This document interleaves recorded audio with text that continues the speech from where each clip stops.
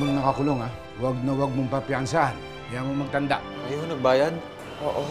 Nagugutom ka ba? Halika, kakain tayo, anak. Ano, may pera ka ba? Oo naman. Magkano? Salamat, ha? Teka, paano ba pagbalik kayo? Nasaan si nanay? Saan alam ko, iniwan ko siya sa karinderya. Yun lang. Ano ka ba naman, Steven? Bakit mo iniwan ang matanda doon? Saan mapunta yon? Hindi ko nadidepensahan pa ang sarili ko. Kung anumang kaparusahan ang gusto mong igawad sa akin, gawin mo. Gawin mo. Makamit ko lang ang kapatawaran mo. Naku, Nay.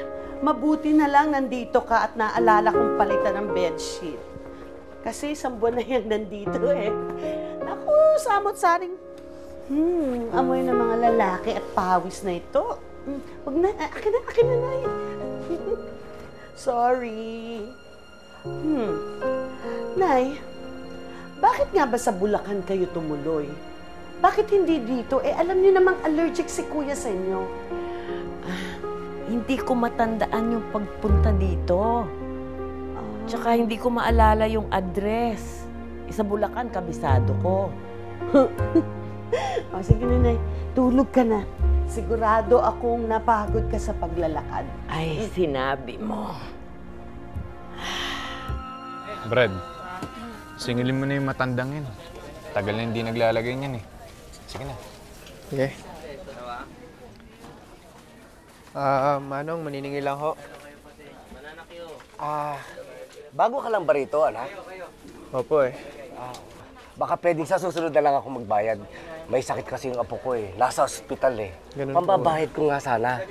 Eh, nasa ospital din po kasi yung misis ko. Kailangan ko po talaga maningil eh. Baka pwede namang makiusap. Alam ko namang maintindihan mo ako eh. Salamat, ha. Saan naman? Sa pagkup-kup mo sa akin dito.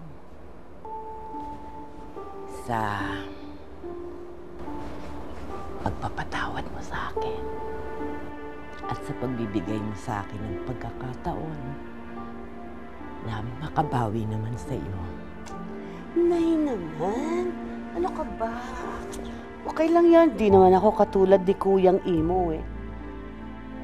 Imo? Anong imo? Imo? Short for imotero. Naku, ganyan si Kuya since birth. Emote ng emote ng emote ng daig pa ang artista. Nasingil ko na lahat, pare. Pero yung matanda, medyo may problema daw yung apo niya eh. Ano? Shh. Masyado ko nagpapaniwala sa matandang yan eh. Pag kinulang entrega natin, tayong dalawang malalagot eh. Hoy, tanda!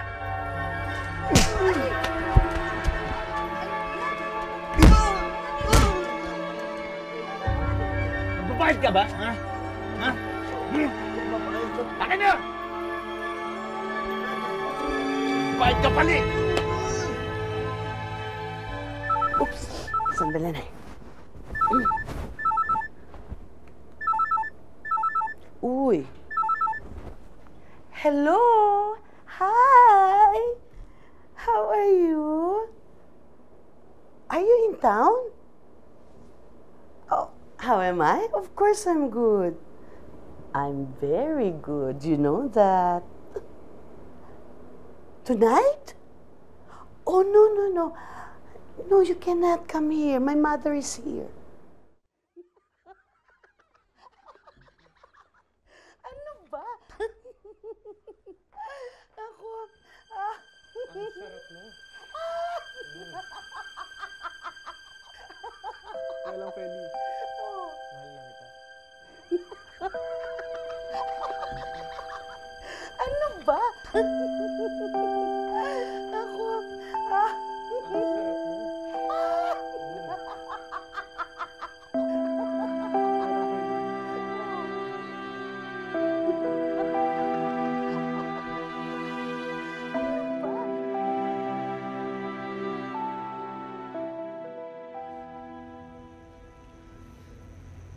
Happy? Kuya. Kuya. Anong ginagawa mo dito? Kuya. Yung mga kaibigan mo. May binalak silang masama sa akin. Kaya lang nakatagot siya. Nakatakas ako. Ayoko na bumalik doon. Alis na tayo doon. Hype yung mga yun Hindi tayo babalik doon. Punta natin si Irene sa ospital. Tara. May nagtatrabaho kasi dito. Ang pangalan niya Happy. Alam niyo ba kung saan siya nagpunta? Ah, si Happy? Kasi balita ko wala na siya sa dati niyang tinitiran eh. Alam mo ba kung nasan siya ngayon? Ay, hindi rin po sir eh. Kasi wala na po kami balita sa kanya. Ganun ba? O sige, kung sakaling bumalik siya dito o kaya dumaan, sabihin mo may naghahanap sa kanya. Ako nga pala si Rigo. Ah, okay po sir. Sabihin ko na lang po. Sige, salamat Tao po! Tao po! Sino ba yan? 10 oras na ng gabi Kailangan nyo? Nandiyan ba si Stephen? Stephen!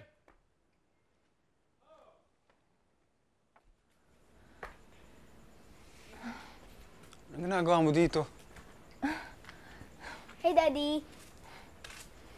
May racket ako sa Guam. Walang magbabantay kay Jopet. 1 buwan akong mawawala. 7 taon naman kitang hindi siningil sa utang mo sa anak mo eh. Ngayon ka na magbayad. Sainin mo na si Jopet, babalikan ko na lang siya. Anak, magbanding muna kayo ng daddy mo, ha? Babalikan kita. Oh, ito yung gamit niya. Sige, anak, ha? Mama! Mama!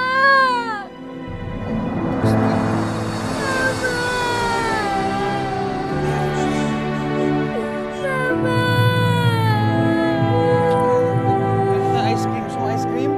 Taruan? Ha?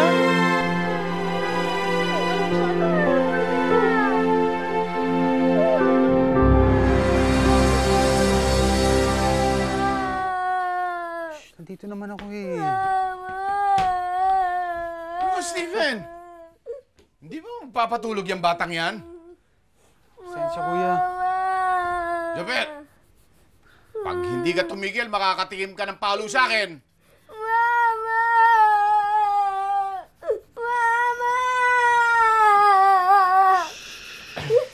Tito, baka pwede mo naman patahanin yan, no?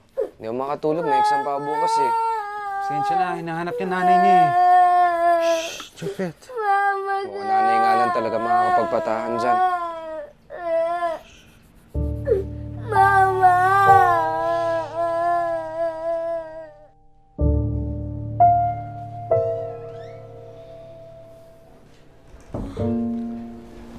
Happy.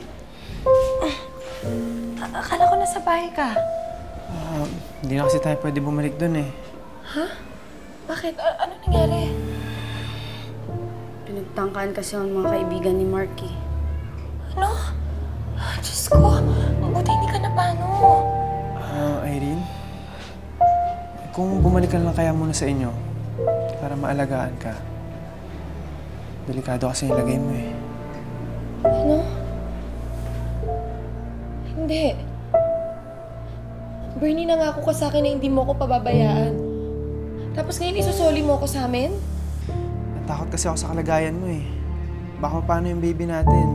Wala tayong permanenteng matutuluyan. At least kami ni Happy, sanay kami sa hirap. Hindi. Babalik tayo na magkakasama tayong 3. Harapin ko si Daddy. Oy, ano nangyayari dito? Bakit pati sex life ko na-istorbo? Tita, wala kasi makapagpatahan doon sa bata eh. Baka kailangan ng nanay. Rigo, nanay ba ako? Ayaw nang matris ko ng ganyan. Bakit tayo tumahan?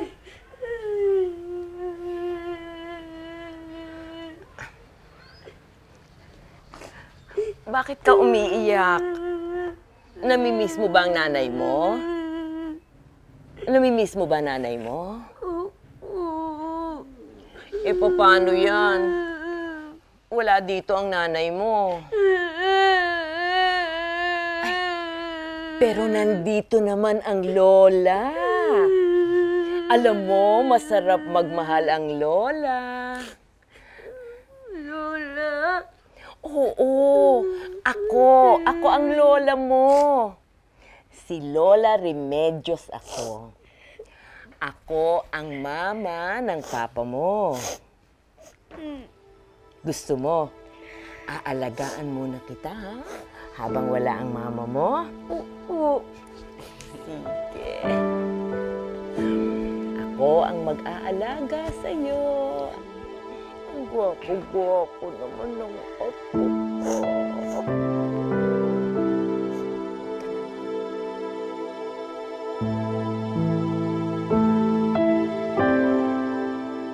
Itong mga laruan ni Tita Feli at ni Tito Gordon. Oo. Pag-ingatan mo, ha? Naku, collection niya ito. Ayan. Steven. Kuya, pwede dito na lang siya. Hindi na lang tayo kumuha ng yaya. Gagastos ka pa. Ha? Tsaka palagay na yung loob ni Jopit sa kanya, eh. Oh. You mean you're going to trust your son to that woman who abandoned you? Ano, pwede diretsuhin na kita. Wala naman ako masyadong pakialam dun, eh. Kung hindi man siya naging magulang sa akin, hindi pwede na siyang bumawi kay Jopit. Diba? Makakatulong pa siya dito sa bahay. Na.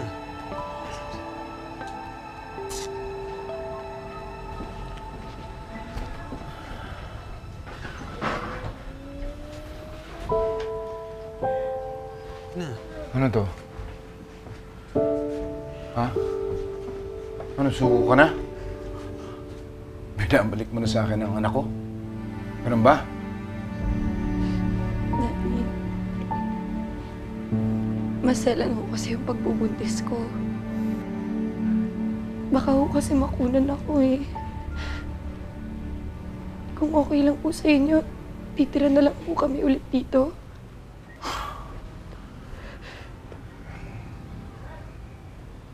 Sino naman yan? Siya po si Happy. Kapatid ho siya ni Bernie. Kapatid ni Bernie. Mag-uwi ka rito ng palamunin, tapos isasama niya ang pamilya niya para palamunin ko din. Ganun ba yun? Nagtatrabaho po ako. Hindi po kami maging pabigat. Hindi pwede. Dito kayo titira. Pamilya tayo. Hindi tayo dapat magkahiwa-hiwalay. Sama-sama tayo dito. Maraming salamat ho, Lola.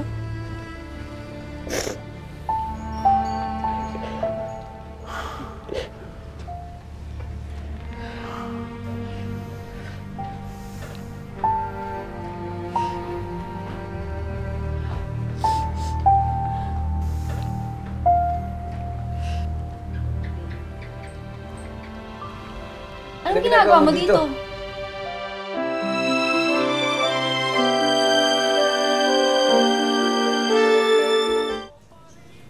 Lola, maraming salamat at pinatira niyo ulit kami dito. Kaya lang, siguradong mas lalong magagalit si Daddy sa inyo. Hindi ko naman hahayaan na mapahamak pa kayo. Lalo na yung dinadala mong apo ko sa tuhod nang dahil lamang sa galit niya sa akin. Ang importante,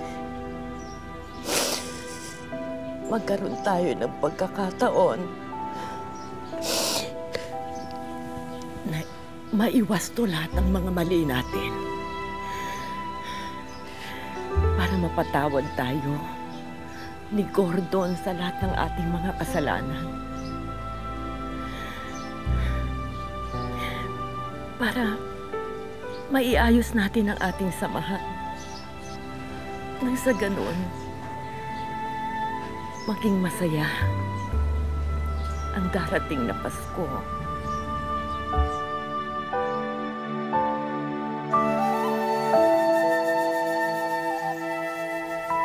Ikaw pala yung kapatid ng ugok na nakabuntis sa ate ko, no? Oo. Kaya kung ayaw mong maupakan ng ugok kong kapatid, lumayo-layo ka sa akin. Galit ka pa rin ba sa akin? Oo. Hindi dahil sa'yo hindi ako napaalis ng trabaho. Matuloy ang pulubi na naglilimos ng pagkain, tsaka ng tirahan. Welcome ka naman dito eh. Malakas ka sa akin eh.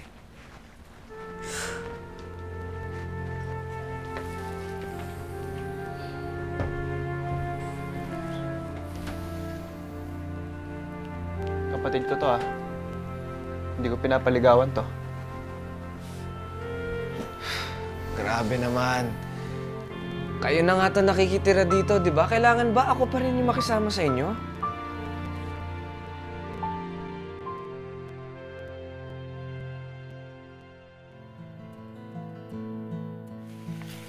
Wow! Spaghetti! Anong special occasion, senyorita? Wala naman.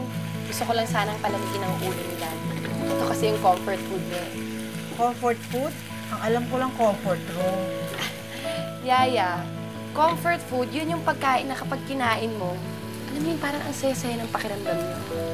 Senyorita, ganyan din ang pakiramdam ko kapag kumakain ako. Kaya lang bumibigat din ang timbang ko. Ganon? Yaya talaga.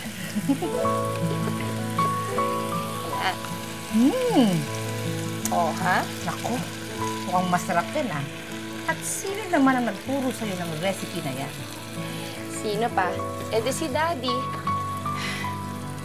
Kasi alam mo, niluluto niya to lagi nung bata ako. Tapos, paboritong-paborito ko kasi yung spaghetti na to, alam mo, parang manamis-namis yung lasa. Naku, for sure. Si Ma'am Remedios ang nagturo ng recipe na yan sa tatay mo. Siguro nga, malamang. Naku, senyorita, tama yung ginagawa mo. Tama ngang magluto ka ng ganyan. Kasi para magkaroon ng konting sweetness sa katawan yung daddy mo. Sige, sige. Gusto ko ikaw ang mag-taste. Gusto ko ikaw mag-taste, ha? Sandali lang. Tikman mo, Yaya.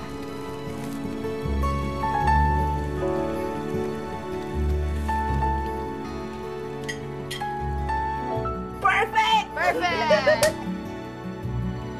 Ay, ito muna. Okay. Madaling magdagdag. Oh, masarap, masarap, masarap. Ay, Sir Gordon, nagluto po si Senyorita Irene. Ang sarap, kain na! Ayokong kumain. Wala akong gana.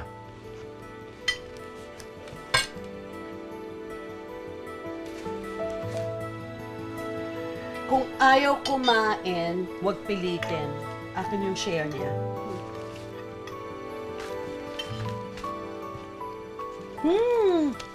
Wow! Ang sarap, Irene! Congratulations! Sarap? Galing ka na talaga. Upo ka na dyan. Ang sarap! Ang sarap, sarap, sarap, sarap!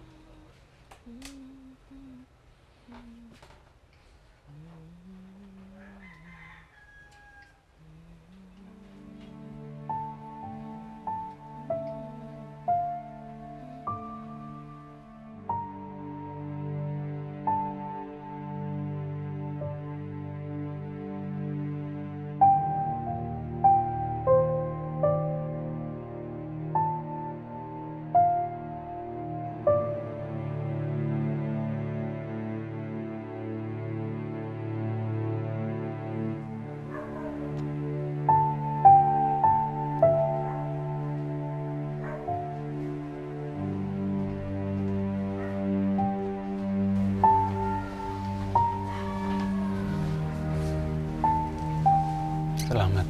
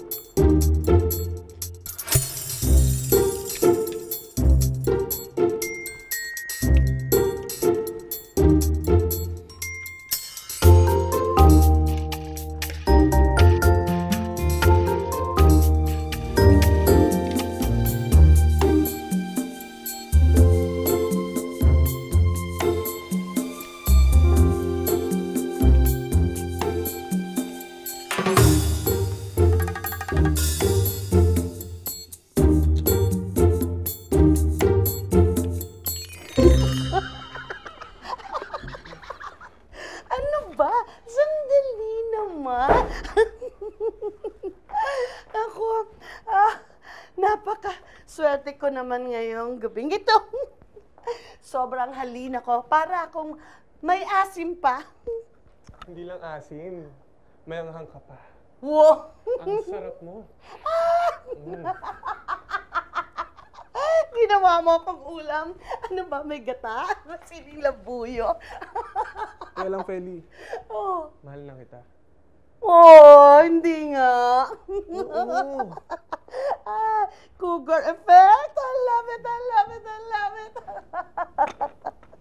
Nasaan ang pera at alas mo? Maawa ka, maawa ka. Wala akong pera. Wala akong alahas. Puro fake. Nasaan? Hindi, wala. Klaseng lifestyle meron ka. Papakit ka ng lalaki sa loob ng bahay mo na hindi mo kilala. Tandaan mo na. Kailan ka ba magsiseryoso sa buhay mo? At least ako, kuya, marunong ako mag-enjoy. Meron akong buhay. Ikaw, ang uptight mo. Itong mga pasakong ito, gagaling din ito. Pero ikaw, yung sugat niya sa puso mo habang buhay yan, may peklat. Hoy, liliban ng sarili mo sa akin ha. Hindi tayo pareho. Oo, kasi mababa ako, mataas ka. Ikaw, nandun ka sa taas, hindi ka maaabot. Felicidad, tama na. Tama na. Ang mabuti pa, dumito ka na lang. Huwag ka nang babalik dun sa kondo mo. Hindi ka naligtas doon, baka balikan ka pa. Bira naman, oh. Gawin naman boarding house tong bahay. Ano, hindi ako pwedeng tumira dito? Feli. Anak mo yan. Alam mo kung sino. Nagawa mo? Bulag ka ba? Ito naglalabay. Hindi, ang ibig ko sabihin, bakit kailangan mo gawin yan? Ano gagawa? May utos ko sa katulong nyo. Ito na nga lang magagawa ko para kay Kuya Bern tsaka kay Ate Irene. Wow. Tsaka para wala na kayong maisumbat sa amin. Ikaw naman eh. Marami na naman sinasabi. Ang ibig ko sabihin kasi, eto. Pwede mo naman gamitin to eh. Nagkakamay ka pa. Oo. Ang tawag dito, washing machine. Mas mabilis.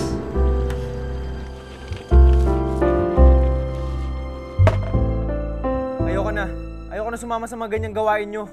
Hindi naman pala tayo nagkakaintindihan, Brad eh. Ang sabi mo, oo, papasok ka sa pagsisindikato. Tapos ngayon, tatanggi ka. Brad, pag nakapasok ko na dito, wala na labasan to. Eh, sa ayoko na eh. Ano gagawin niyo sa akin? Sa'yo, wala. Pero sa asawa mo, sa magiging anak mo, idami na rin natin yung kapatid mo. Brad, sila magbabayad ng utang mo. Hayop ka! Huwag mo idama yung pamilya ko! Kung ganun, tumupad ka sa usapan natin. Bumala ka na dito ngayon. Oh, sinong kausap mo? Tropa ko. May inaalok kasing trabaho sa akin eh. Kailangan puntahan niya. Ngayon na? Gabi na. Ano bang trabaho yan? Call center daw eh. Ganun ba? Alam mo, duda talaga ako dyan sa kaibigan mong si Mark eh. May nakalimutan ko.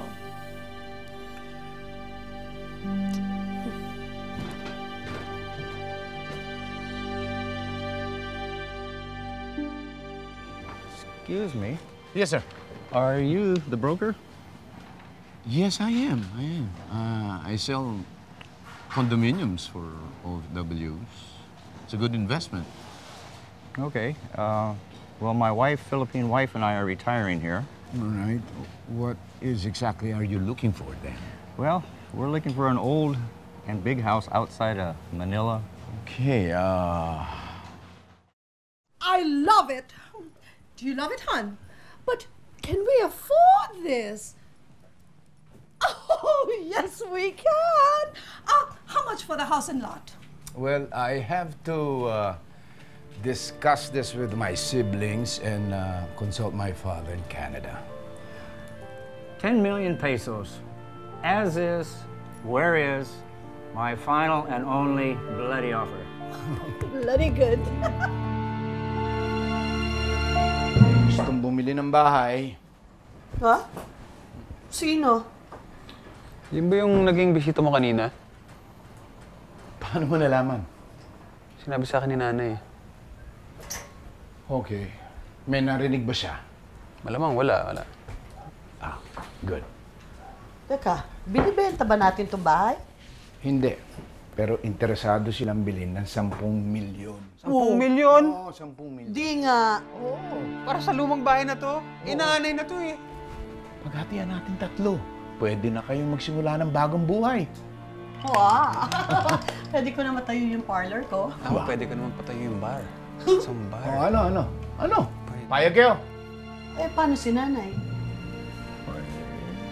Kayo na ang bahala kung anong gusto niyong gawin kay nanay. Basta, i-divide ko sa 3. Gusto niyo siyang bigyan, go ahead.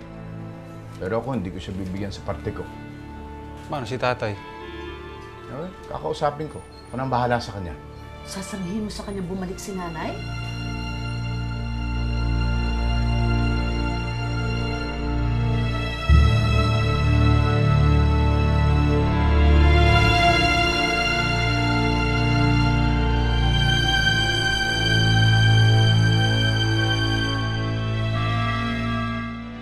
Tay, ibenta mo na ang bahay na yan. May problema lang po. Nandito po si nanay.